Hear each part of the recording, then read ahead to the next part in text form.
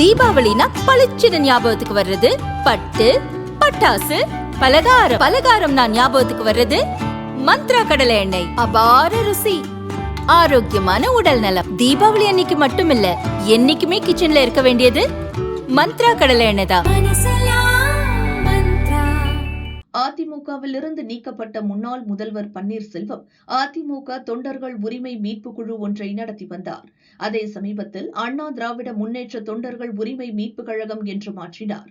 கடந்த லோக்சபா தேர்தலின் போது பாரதிய ஜனதா கூட்டணியில் இடம்பெற்ற பன்னீர்செல்வம் ராமநாதபுரம் தொகுதியில் பலாப்பழம் சின்னத்தில் களமிறங்கி தோல்வியை தழுவினார். அதன் பிறகு அதிமுக பாஜக கூட்டணி உருவான நிலையில் அதிமுக பொதுச் செயலாளர் பழனிசாமி கொடுத்த நெருக்கடியால் பன்னீர்செல்வத்தை பாஜக ஓரங்கட்ட துவங்கியது. இதை உணர்ந்த பன்னீர்செல்வம் தானாகவே கூட்டணியில் இருந்து வெளியேறினார்.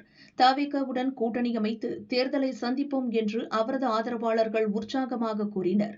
அதற்கு பன்னீர்செல்வமும் சம்மதம் தெரிவித்தார்.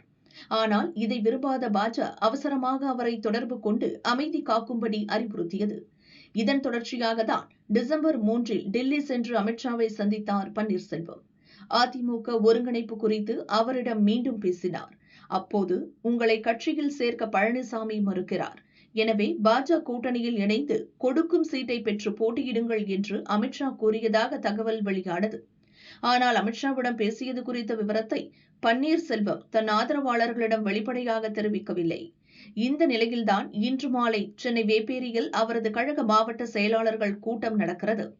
இதில் முக்கிய அறிவிப்பை வெளியிடுவதாக ஏற்கனவே பன்னீர்செல்வம் அறிவித்திருந்தார். அதிமுகவில் இணைவதாக இருந்தால் பிரச்சனை இல்லை, மாறாக பாஜக கூட்டணியில் சீட் பெற்று போட்டியிடுவதென்றால் வேண்டாம்.